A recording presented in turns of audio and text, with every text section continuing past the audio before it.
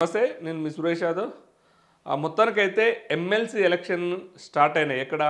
మెదక్, నిజామాబాద్, కరీంనగర్, ఆదిలాబాద్ సంబంధించినటువంటి జిల్లాలలో పట్టభద్రుల ఎమ్మెల్సీ నడుస్తుంది. అయితే కాంగ్రెస్ పార్టీ వేల కోట్ల ఆస్తులు ఉన్నటువంటి నరేందర్ రెడ్డి గారికి టికెట్ ఇచ్చి ముందుకు రావడం జరిగింది. సార్, నేను అడుగుతున్నా, మిస్టర్ రేవంత్ రెడ్డి గారు, కాంగ్రెస్ పార్టీ మీరు అభ్యర్థులను పెట్టుకున్నారు, వేల కోట్లు ఉన్నాయని పెట్టారు, ఆల్ఫా విద్యా సంస్థలకు సంబంధించినటువంటి ఆయనను పెట్టారు కదా, మీకు ఎందుకు ఓటేయాలో ఒక్కసారి మాకు సమాధానం చెప్పండి. నిరుద్యోగుల మీద ఆర్టీసీ క్రాస్ రోడ్లో మా నిరుద్యోగులని గొడ్లను కొట్టినట్టు కొట్టి వాళ్ళ మీద కేసులు పెట్టినందుకు నీకు ఓటేయాలనా? గ్రూప్ 2 పోస్ట్ పోన్ చేయండి, జీవో 29 రద్దు చేయండి అని చెప్పి వాళ్ళు చాలా రోజుల నుంచి రోడ్ల మీద పడి ధర్నాలు చేస్తే మీ పోలీసులతో హింసించినందుకు మీకు ఓటేయాలనా? అదేవిధంగా మీ గవర్నమెంట్ వచ్చిన 2 నెలల్లోపే లక్షల ఉద్యోగాలు ఇస్తానని చెప్పి ఇప్పటి వరకు 10,000 ఉద్యోగాలు ఇవ్వనందుకు నీకు ఓటేయాలనా? నిరుద్యోగ భృతి 3,000 పదార్లు ఇస్తానని చెప్పినటువంటి నీకు ఇప్పటి వరకు నిరుద్యోగుల గురించి పట్టించుకున్నందుకు ఓటేయాలనా? డిఎస్సి పోస్ట్ పోన్ చేయండి అయ్యా, ఒక 10 డేస్ పోస్ట్ పోన్ చేయండి అయ్యా, లేకపోతే 1 మంత్ పోస్ట్ పోన్ చేయండి అని అడిగితే వాళ్ళని పోలీస్ స్టేషన్లో పెట్టి అర్ధరాత్రులు నిర్బంధించినందుకు నీకు ఓటేయాలనా? గ్రూప్ 2 పోస్టులు పెంచుతానని చెప్పేసి, గ్రూప్ 1 గ్రూప్ 2 పోస్టులు పెంచుతానని చెప్పేసి కనీసం పెంచకుండా వాళ్ళని హింసించినందుకు నీకు ఓటేయాలా? ఎందుకు ఓటేయాలి? నీ నరేందర్ రెడ్డి గారికి ఎందుకు ఓటేయాలి? మీ ఎమ్మెల్సీగా ఎందుకు మీ అభ్యర్థికి ఓటేయాలని ఒక్కసారి చెప్పండి రేవంత్ రెడ్డి. ఇవాళ నిరుద్యోగులు మీ చేతుల్లో ఎంత మోసపోయినారంటే, గతంలో 60 సంవత్సరాలు తెలంగాణ ఉద్యమం చేసి ఎంత అలసిపోయినారో కేవలం 1 సంవత్సరంలోనే మీ పార్టీ మీద నీ మీద పోరాడినందుకు అంత అలసిపోయినారు. అన్ని కేసులు పెట్టారు మా నిరుద్యోగుల మీద. వాళ్ళు ఏ ముఖం పట్టుకొని మీరు ఓట్లు ఏమంటారండి? ఏ రోజైనా నిరుద్యోగులు కలిసిరా మీరు? ఏ రోజైనా మా నిరుద్యోగుల దగ్గరకు వచ్చారా మీరు? ఏం చెప్పారు సార్ మీరు?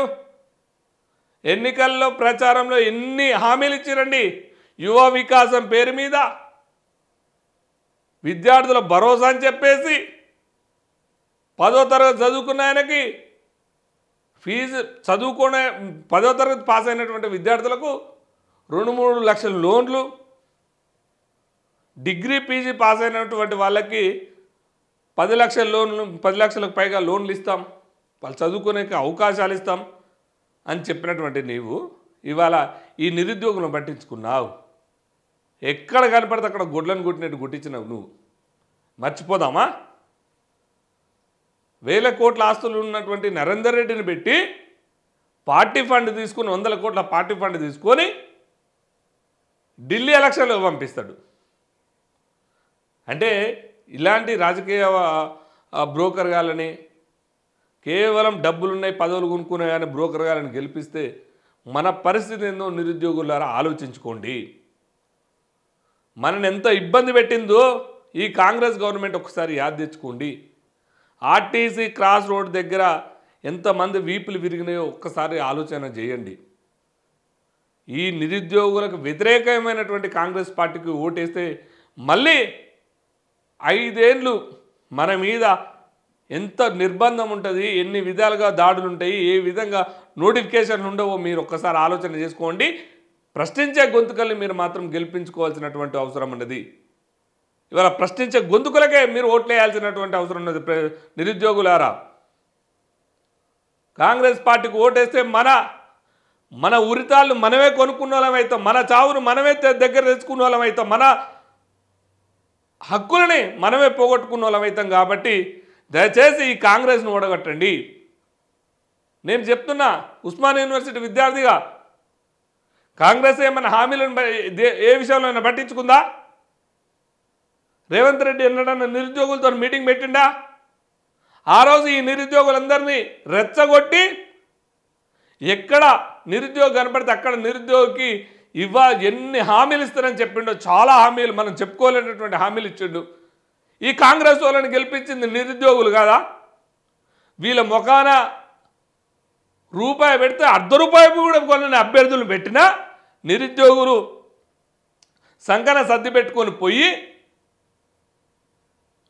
గ్రామాలుగా ఈసారి కేసీఆర్ వస్తే మేము చచ్చిపోతాం, ఈసారి కేసీఆర్ వస్తే మా చావులే గతి, ఇది ఒక్కసారి మాత్రం కాంగ్రెస్ కోటేయండి అని చెప్పేసి నిరుద్యోగులే, రాష్ట్రంలో ఉన్నటువంటి 30 లక్షల మంది నిరుద్యోగులే మొత్తం పోయి కాళ్ళు మొక్కి ఏళ్ళు మొక్కి కాంగ్రెస్ కోటు ఇప్పిస్తే ఏం చెప్పిండు? వచ్చిన వెంటనే 2 లక్షల ఉద్యోగాలు ఇస్తారని చెప్పి రాహుల్ గాంధీ ఉంటాడు, రాహుల్ గాంధీతో చెప్పించిండు ఇక బ్రోకర్ రేవంత్ రెడ్డి. ఇవాళ ఏమైంది? అధికారం వచ్చే సంవత్సరం అయినా నిరుద్యోగుల ఉద్యోగ నోటిఫికేషన్లు లేవు, పోలీసు నోటిఫికేషన్ లేదు, డిఎస్సి నోటిఫికేషన్ లేదు, గ్రూప్ 1 గ్రూప్ 2 పోస్టులు పెంచుతానండు. అల్లా కూడా ఎస్సీ ఎస్టీలు బీసీలకు అన్యాయం చేయాలని 29 జీవో తీసుకొచ్చి వీళ్ళని ఇప్పటికి హింసిస్తుండు. సో అందుకనే మళ్ళీ చెప్తున్నా, మనం పడే ఇబ్బందులు, మనం పడే కష్టం మనందరికీ తెలుసు కాబట్టి కాంగ్రెస్ కోటేస్తే మాత్రం మన శవాలని, మన ఉరితాలని, మన సావుల్ని మనకే తెచ్చుకున్న వాళ్ళం అవుతాం. కాబట్టి ఈసారి కాంగ్రెస్ను ఓడగొట్టి ప్రశ్నించే గొంతుకలకి మద్దతు ఇవ్వాల్సిందిగా నేను కోరుకుంటున్నా.